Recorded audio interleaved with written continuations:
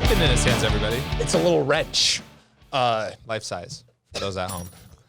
Well, sorry, I had to fix my hair there. This is really important. You need a haircut. So do I, to be fair. No, wearing a hat. I'm letting it grow.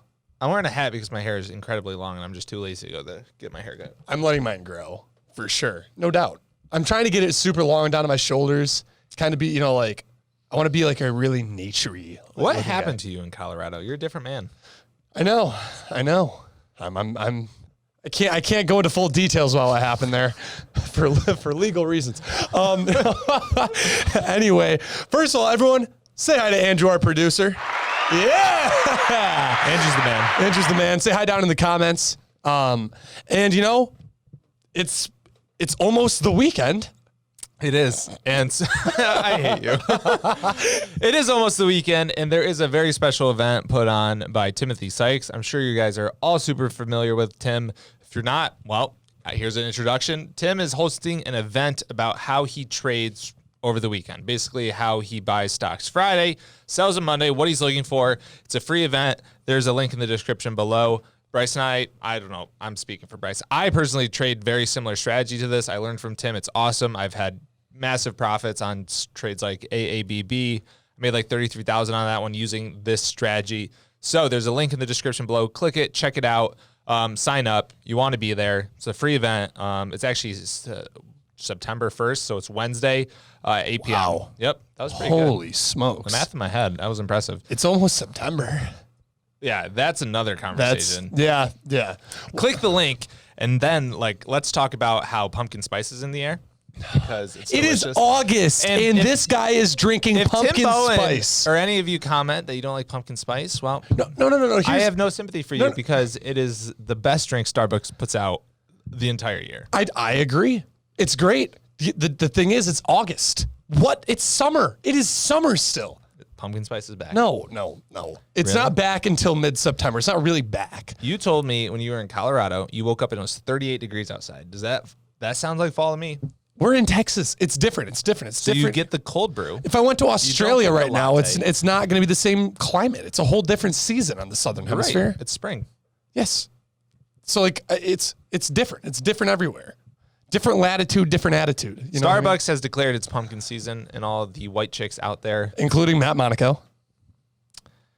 I am a man enough to accept that I like pumpkin spice lattes, everybody. It does take a really strong man to admit you're a woman. It does. It does. So. Pull up the charts. We're moving on. Whoa. Let's just say we made $60,000 today we together. Skimmed over We that. kind of did skip over that. Combined, this is our biggest small cap recap ever. Boom. Explosions. Yeah. Thank you, everybody. Thanks, everyone. Biggest day. Bryce of that, what were you, 40? 40, round up 40. Oh! And I was at 20. I do have a swing. We'll cover it. And with that, let's go over the charts and talk about this. Start off with TPTW for sure. TPTW was really just what started it all today. We went over in small cap rockets. I alerted the trade, and Bryce Toohey, who never trades OTC stocks, was like, wow, maybe I should start trading OTC stocks after how easy this trade was, right? This is a runner. Had news yesterday. StocksToTrade breaking news mentioned it. I basically missed the entire run yesterday on it. I felt like it was a chase at that point. But when something runs like this and gaps up, there's a very, very simple strategy you can do where if it gaps up, it pulls and it holds green red. Go to the 1 minute. Okay. I'll toggle this on there too. Okay. In a 1 minute. Good call. So it gaps up and it holds green red. You got a very easy risk level and you can just click the buy button risking. You know what's really funny too? Is because I did take this and it's, I didn't take nearly as, I try to get a lot of, it's hard to get fills on these, which is why I always, it's like you really, the timing is extremely important and there's a lot of stuff, but this is almost like a dip and rip pattern. Basically. It's just the OTC version. It's a lot easier to see that change in, easier to see the selling stop and the buying occur in the level 2.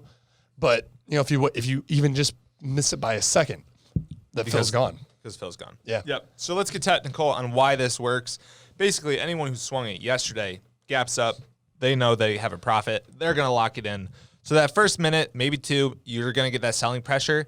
And you're waiting when you're watching the level 2 for that selling pressure to stop. Sometimes it doesn't, and when that doesn't happen here, you just let it go because it's just going to fail. Red, green might break. You don't want a part of it. But this one, there was a noticeable shift in the 4.3s. I started trying to buy 4.4s, 4.5s. I filled like a third of the shares I wanted. I tried to get like 1.2 million, and I ended up filling just shy of 400,000.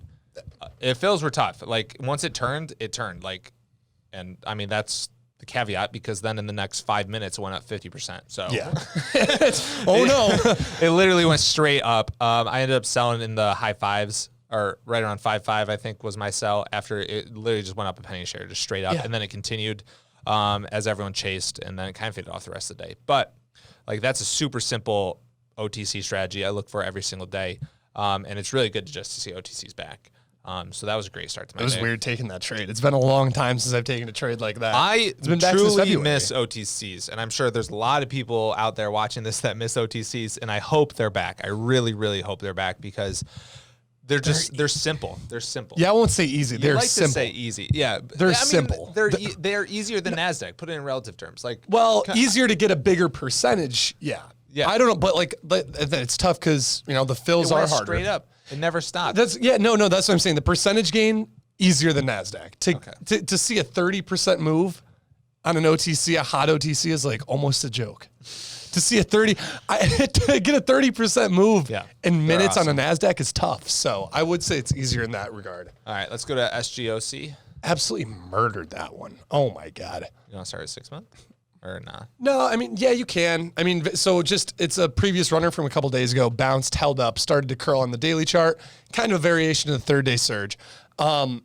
Today, what a textbook just like breakout chart. I know. Like, it doesn't get any better than that. And now, to be fair, I actually didn't see it until right. You can take the laptop. Thanks, man. I actually didn't see. So I saw it, but I didn't see it back till it was back over VWAP here, and I was like, do I chase it? Do I chase it? And I actually said, yeah, I do. And so it instantly just like swiped up. So I started in at like 705 with 2,500 shares. Actually chased it up a little bit more, knowing I was going to risk here this level.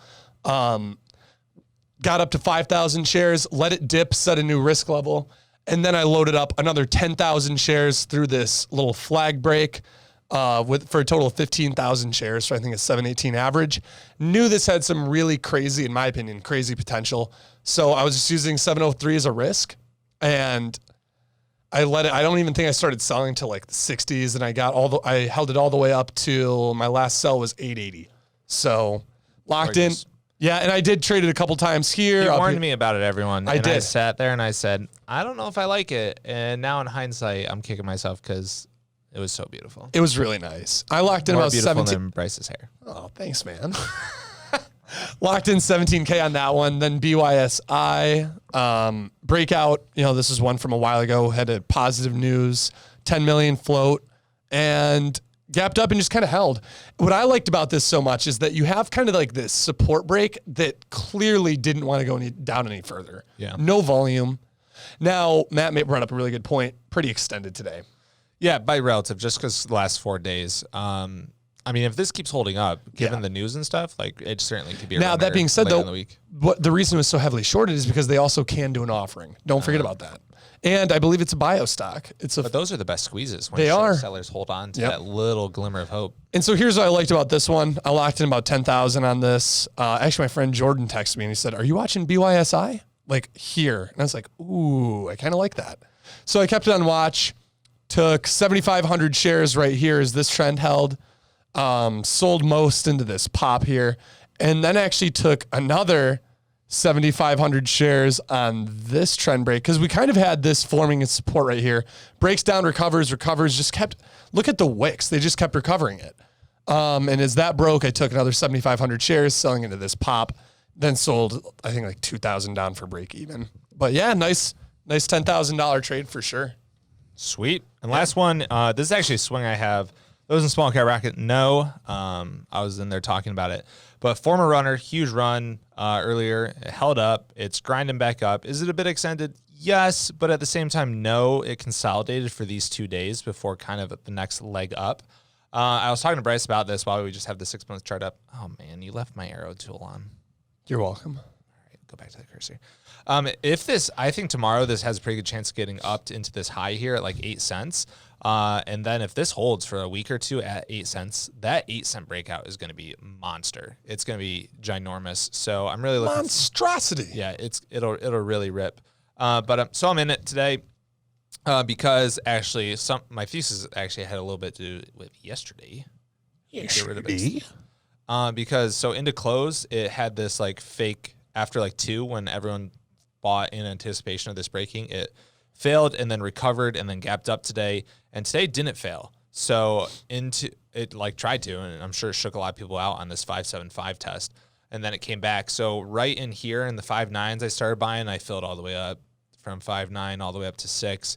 And I swung this overnight because I think it's going to gap because my thesis is Isaac Newton here. What's gapping? That was whoever made that comment was. Let's give him really a shout out. Who said it? Yeah, that was really. I think it was N. Kutcher. No. Yeah, N. Kutcher. Stocks in motion, stay in motion. Isaac Newton. That was that made me laugh. Yeah, what a guy. Because basically, the thought process and the thesis is what gaps once and repeatedly actually is going to keep gapping, and you just want to keep doing that until it stops working. RGBP has gapped. It's continuously gapped, and most importantly, it respects that green-red level. Every time it gaps, it doesn't fake red. You can see it here. It tests red, held it. This morning, it tests red, held it. So it really respects that level. That's super clean action. You want to see that in OTCs. If you get one that's really choppy like that, you don't want to be a part of it. It's much, much harder. But RGBP does. So thought process being tomorrow, in the event of a gap down, the worst case scenario, right? I'm going to cut it. Best case, gap up. It'll probably get that little pull. I'll risk the green red level, and then I will look to sell it into a morning spike. That's my plan. You saw it here about 18 hours before it's going to happen. So Yeah. bookmark that. Bookmark that. That's all we got today. Yeah, that's all we got today. But we're back. We're back in the same building. 60,000. $60,000 return. That's So click that link. Figure out how tomorrow's Friday. What a better time to register for this. It's almost the weekend. Figure out how you can make it. The event is not till Wednesday, but make sure you register. Make sure you get on that list so you can watch the event coming soon Wednesday. hell yeah. Thanks for watching, everyone. We'll see you next time. Comment down below what you learned today too. It's a lot of action items. Yes. We just gave them homework. Good. I didn't get here by not doing my homework. Actually, I did. Listen to this guy. Why did you put that on there? I hope you all enjoyed that video. Thanks for watching the whole thing and being part of the StocksToTrade community. We wouldn't be here without all of you. So if you have not already, make sure you hit that like button and subscribe to this channel. Our goal at StocksToTrade is to reach 100,000 YouTube subscribers by the end of the year. So if you like the content we're putting out and you want to hear more, please hit the subscribe button, and I will see you in the next video.